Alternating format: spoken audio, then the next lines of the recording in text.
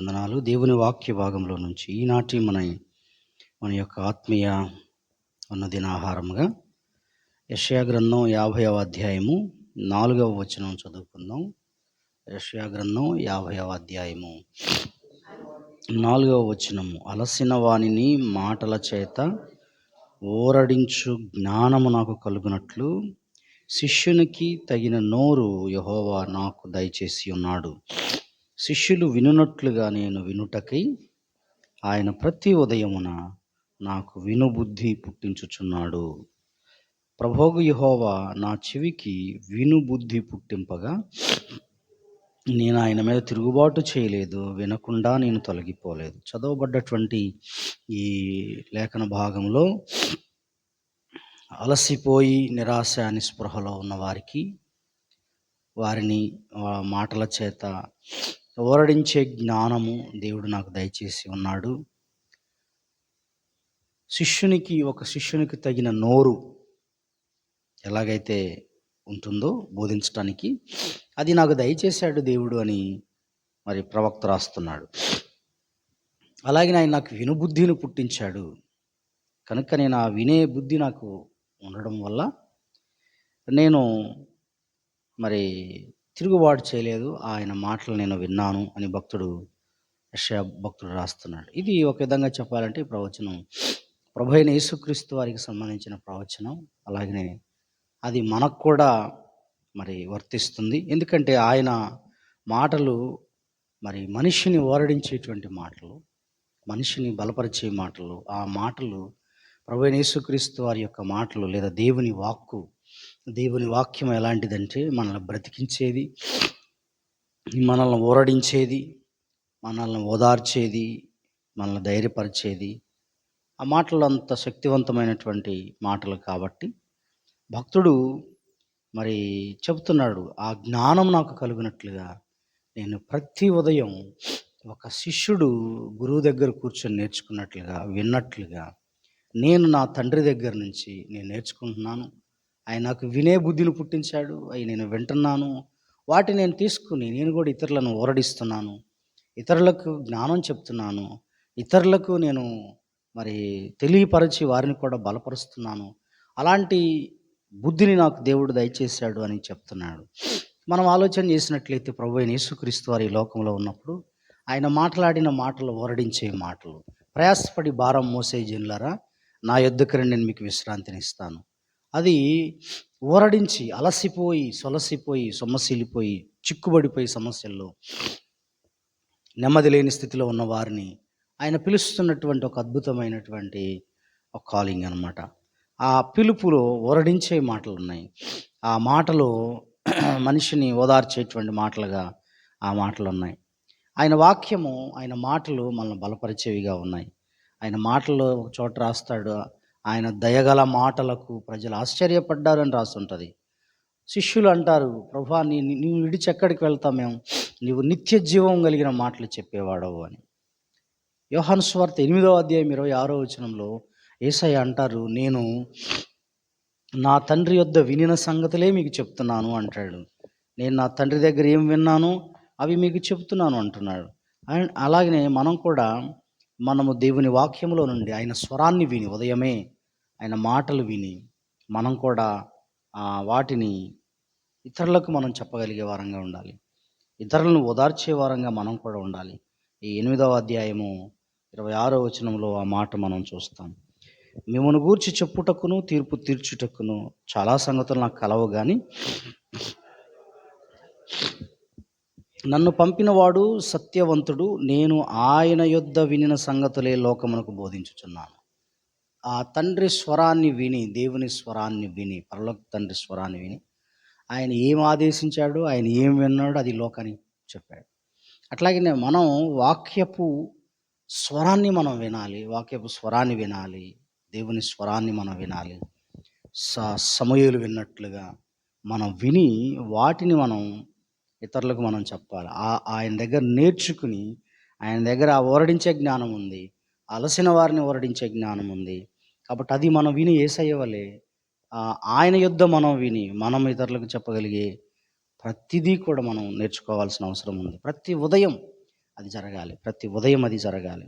13:34లో కూడా అంటాడు, ఏమంటాడంటే ఆయన ఈ లోకానికి ఆయన వారితో ఎట్లా మాట్లాడాడంటే, నోరు తెరచి ఉపమాన రీతిగా బోధించను. లోకము పుట్టినది మొదలుకొని మరుగు చేయబడిన సంగతులను తెలియజెప్పాను. ఎందుకంటే ఆయన దగ్గరికి వచ్చినప్పుడు మరుగు చేయబడిన సంగతులు మనకు తెలియపరచబడతాయి. జ్ఞానం మనకు తెలియచేయబడుతుంది. ఆయన నోరు తెరచి మనకు ఉపదేశిస్తాడు. ఆయన నోరు తెరచి మనకు ఏం చేస్తాడంటే ఆయన మనల్ని ఊరడించే జ్ఞానం తెలియజేస్తాడు ఆయన. కాబట్టి ఎంతో అద్భుతమైనటువంటి ఉదయకాలపు పరిస్థితిని మనం గుర్తు చేసుకోవాల్సిన అవసరం ఉంది. నీవు నేను ఊరడించబడతాం. నీవు నేను ఏమవుతాం? బలపరచబడతాం. మనమందరం కూడా ఓదార్పు నొందుతాం. మనమందరం నిరాశ నిస్పృహల్లో నుండి ఓదార్చబడతాం. ఏలియా నిరాశతో చెట్టు కింద కూర్చున్నాడు. చెట్టు కింద కూర్చొని ఇక చాలు దేవా, నేను నా పితరుల కంటే ఎక్కువ వాడను కాదు, నన్ను తీసుకుని చాలా నిరాశలో కృంగిన స్థితిలో ఆయన చెట్టు కింద ఆ బదరి వృక్షం క్రింద కూర్చొని ప్రార్థిస్తున్నప్పుడు దేవుడు తన దూతను పంపాడు. ఇదిగో ఈ నీళ్లు త్రాగు, ఈ రొట్టెను తిను అని బలపరిచి ఓరడించే మాటలు చెప్పి ఆయన్ని హోరేబు పర్వతమునకు పంపించడం జరిగింది. అలాగనే మనము మన జీవితాల్లో కూడా ఆయన స్వరాన్ని వింటే, బలహీనమైన మనం ఆయన మాటలు విన్నప్పుడు మనం కూడా ఓరడించబడతాం. అది కేవలం ఉదయకాలం దేవుని సన్నిధిలో ఆయన స్వరాన్ని వినటం ద్వారా, ఆయన మాటలు వినటం ద్వారా అలసిపోయిన మనకు ఓదార్పు దొరుకుతుంది. మనం ఇతరులను అలాంటి పరిస్థితుల్లో ఉన్న వారిని మనం కూడా ఓదారుస్తాం. జ్ఞానం దొరుకుతుంది, ఉపదేశం దొరుకుతుంది మనకి. కాబట్టి ప్రతి ఉదయం భక్తుడు అన్నాడు, మేల్కొల్పి వినే బుద్ధి నాకు ఆయన పుట్టిస్తున్నాడు. నేను ఆయన వినటానికి కూడా, అది వినే బుద్ధి అందరికీ ఉండదు, కానీ వినే బుద్ధి నాకు ఆయన పుట్టిస్తున్నాడు అంటున్నాడు. అవును, వినే బుద్ధి మనకుంటేనే నిజంగా ఆచరణలో కూడా మనం పెట్టగలుగుతాం. అందుకే మనం చాలాసార్లు ప్రార్థిస్తూ ఉంటాం. సేవకుడు వాక్యాన్ని అందిస్తున్నప్పుడు, ప్రభువా ఇదిగో నీ దాసుడు వాక్యం చెప్తున్నాడు, ఆయన నోటిని ముట్టండి మీరని. కొంతమంది ఆయన నోటికి బూరగా ఉండండి అని కొందరు ప్రార్థన చేస్తూ ఉంటారు. ఆ వాక్యం మేము వింటున్నప్పుడు వినే బుద్ధిని, గ్రహించే మనసును మాకు ఇవ్వండి, ఆచరణలో పెట్టేటువంటి ఆ కృపనివ్వండి అని చాలామంది ప్రార్థన చేయటం మనం వింటూ ఉంటాం. నిజమండి, మనం వినే బుద్ధిని దేవుడు మనకు పుట్టిస్తాడు. అలాగే ఆచరణలో పెట్టడానికి కూడా, దాన్ని గైకొనటానికి కూడా ఆయన మనకు సహాయం చేయలాగిన నిత్యము ప్రార్థించాలి. కానీ వినేవారముగా ఉండటమే కాకుండా గైకొనేవారంగా కూడా మనము ఉండాల్సిన అవసరం ఉంది. మరొక చోట అంటాడు, ఆయన వచ్చి నా నోటిని ముట్టగా అని అంటాడు. ఎస్కేల్ గ్రంథంలో ఎస్కేల్తో ఆయన నోటిని ముడితే మాట్లాడాడు ఆయన. భక్తులు ఆ గ్రంథం నేను భుజించగా అది నా నోటికి తీపిగా ఉంది, కానీ కడుపుకు చేదుగా ఉంది అంటాడు. తిన్నాను అంటే ఆయన విన్నాడు, ఆ మాటలు చూశాడు. తర్వాత అవి ఆచరణలో పెట్టడం కష్టంగా అనిపించవచ్చు, కానీ అది జరిగించేవాడు, మనకు సహాయం చేసేవాడు పరిశుద్ధాత్మ దేవుడే. కాబట్టి అద్భుతమైనటువంటి ఉదయకాలంలో మనము అలసిన వారిని మాటల చేత ఊరడించే జ్ఞానం నాకు కలుగునట్లుగా, శిష్యునికి తగిన నోరు యెహోవా నాకు దయచేసి ఉన్నాడు. ఒక శిష్యుడికి ఎలాంటి నోరు కావాలో అలాంటి నోరు ఉంటేనే మనం శిష్యులుగా ఉండగలుగుతాం. అది ఆయన నాకు దయచేశాడు అంటున్నాడు భక్తుడైన యెషయా. శిష్యులు వినున్నట్లుగా, శిష్యులు ఎట్లా వింటారో, నేను వినుటకి ఆయన ప్రతి ఉదయం ఆయన నాకు వినే బుద్ధిని పుట్టిస్తున్నాడు. అందరూ వచ్చి ఉదయకాల ప్రార్థనలు ఉంటున్నారా? ఉండట్లేదు. అందరూ వచ్చి దేవుని సన్నిధిలో ఉదయకాలమైన స్వరాన్ని వింటున్నారా? వినట్లేదు. వారు ఉదయకాలమే నిజంగా దేవుని స్వరాన్ని వినేవారు ధన్యులు, దేవుని వాక్యాన్ని వినేవారు ధన్యులు. పొద్దుటే దేవుని సన్నిధిలోకి వచ్చి మనం ప్రార్థించి ఆయన స్వరాన్ని విన్నప్పుడు, ఆయన వాక్యాన్ని విన్నప్పుడు, ఆ దినమంతా గొప్ప విజయం, గొప్ప శక్తి. అలసిన స్థితిలో ఉన్న మనకి ఓదార్పు దొరుకుతుంది, ఆదరణ దొరుకుతుంది, ధైర్యం దొరుకుతుంది, శక్తి దొరుకుతుంది. మనం కూడా ఇతరులని బలపరచగలుగుతాం. కాబట్టి అటువంటి కృప దేవుడు ప్రతి ఉదయమున మనకైనా వినుబుద్ధి పుట్టించేలాగా మనం ప్రార్థించాలి. ఇదే వచనాన్ని మనం కూడా, అయ్యా నాకు వినే బుద్ధిని పుట్టించు, శిష్యుడికి ఉండాల్సిన నోరు నాకు దయచేయి ప్రభువా, నేను కూడా ఇతరులను ఊరడించే జ్ఞానం నాకు ఇవ్వయ్యా అని నేను మనం అందరము ప్రార్థించాల్సిన అవసరం ఉంది. నా నోరు ముట్టు నాయన, నా చెవులు తెరువు నాయన. వాక్యములు అంటాడు, నీ ధర్మశాస్త్రంలో ఆశ్చర్యకరమైన సంగతులు చూచినట్లుగా నా కన్నులు తెరువు అంటాడు.